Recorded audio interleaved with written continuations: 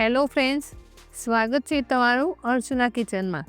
આજે હું તમારી સાથે શેર કરીશ શિયાળામાં ખાવાની મજા પડે તેવું કાઠિયાવાડી ચટાકેદાર લીલી ડુંગળી અને બટાકાનું શાક। બટાકાનું શાક તો આપણે ઘણીવાર બનાવીએ છીએ, પરંતુ આ શાકને શિયાળામાં વધારે ટેસ્ટી કેમ બનાવવું તે જોશું। તો ચાલો બનાવીએ લીલી ડુંગળી અને બટાકાનું ચટાકેદાર કાઠિયાવાડી શાક। તો આ શાક બનાવવા માટે મેં અહીંયા લીલી ડુંગળી લીધી છે, જે શિયાળામાં બજારમાં ભરપૂર માત્રામાં મળી રહે છે। તો અહીંયા લીલી ડુંગળીના ખરાબ પાનને દૂર કરી સારી રીતે સાફ કરી લીધી છે। હવે આપણે સૌથી પહેલાં ડુંગળીનો ઉપરનો જે સફેદ ભાગ આવે તેને આ રીતે કટ કરી અલગ કરી લઈશું। તો આ રીતે આપણે બધી જ ડુંગળીના ઉપરના ભાગને અલગ કરી લઈશું। હવે આ બંનેને આપણે અલગ અલગ કટ કરી લઈશું। તો તમે જોઈ શકો છો, મેં અહીંયા ડુંગળીના પાન અને ડુંગળીને આ રીતે કટ કરી લીધી છે। સાથે મેં અહીંયા 2 મોટા બટેકા લીધા છે, તેને આ રીતે છાલ ઉતારી મોટા ટુકડામાં કટ કરી લીધા છે। આ રીતના મોટા ટુકડા હશે તો ખાવાની મજા આવશે। હવે શાક બનાવવા માટે મેં અહીં કુકર લીધું છે અને તેમાં 2 મોટા ચમચા જેટલું તેલ લઈ લઈશું।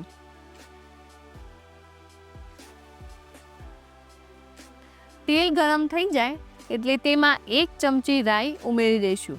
રાઈ ફૂટે એટલે તેમાં અડધી ચમચી જીરું ઉમેરી દઈશું।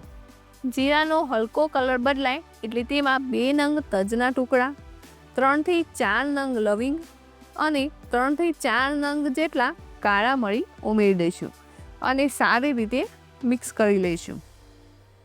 અહીંયા તમે મીઠા લીમડાના પાન પણ ઉમેરી શકો છો। મારી જોડે મીઠા લીમડાના પાન ન હતા એટલે મેં લીધા નથી। ત્યારબાદ આપણે આની અંદર કટ કરેલા બટાકા એડ કરી દઈશું। બટાકાની સાથે સાથે આપણે જે ડુંગળીનો સફેદ ભાગ કટ કરીને રાખ્યો છે તે એડ કરી દઈશું। અહીં આપણે ડુંગળીના પાનને અત્યારે એડ નથી કરવાના।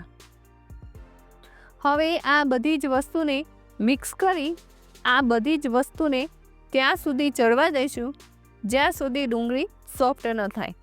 તો આ જ રીતે 2 થી 3 મિનિટ માટે થવા દઈશું। તો 2 થી 3 મિનિટ પછી આપણે તેમાં મસાલા કરી લઈશું। તો તેના માટે સૌથી પહેલાં આપણે લસણની ચટણી એડ કરી દઈશું અને સારી રીતે મિક્સ કરી લઈશું। અહીં મેં લસણ અને કાશ્મીરી લાલ મરચાંની ચટણી બનાવીને રાખેલી હતી, તેનો મેં અહીં ઉપયોગ કર્યો છે। તો સારી રીતે મિક્સ થઈ જાય એટલે તેમાં 1 ચમચી જેટલું કાશ્મીરી લાલ મરચું, જો તમે તીખું પસંદ કરતા હોય તો તીખું મરચું પણ એડ કરી શકો છો। તમે તમારી તીખાશ પ્રમાણે વધારે કે ઓછું કરી શકો છો। સાથે અડધી ચમચી જેટલી હળદર એડ કરી દઈશું અને સાથે જ 1 ચમચી જેટલો ધાણા જીરું પાવડર ઉમેરી દઈશું। સ્વાદ અનુસાર મીઠું ઉમેરી દઈશું।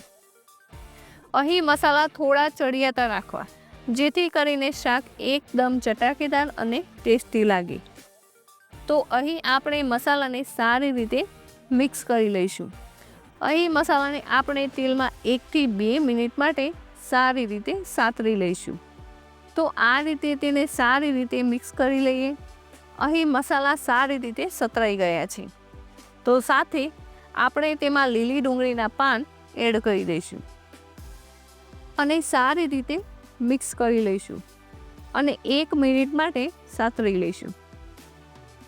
તો તમે જોઈ શકો છો, અહીં તેલ છૂટવા લાગ્યું છે અને સરસ એવી સુગંધ પણ આવવા લાગી છે। તો હવે તેમાં આપણે જરૂરિયાત પ્રમાણે પાણી ઉમેરીશું। તો મેં અહીં 1 ગ્લાસ જેટલું પાણી ઉમેર્યું છે અને તેને સારી રીતે મિક્સ કરી લઈએ। તમારે અહીંયા શાકમાં જેટલો રસો જોઈએ તે પ્રમાણે પાણી એડ કરવું। હવે કુકરને બંધ કરી અને મીડિયમ ગેસ પર 2 વિસલ વગાડી લઈશું।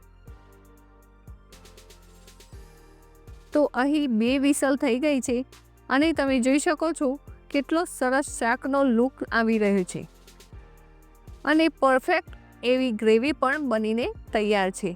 સારી રીતે મિક્સ કરી લઈશું અને ઉપરથી લીલા દાણા એડ કરી દઈશું.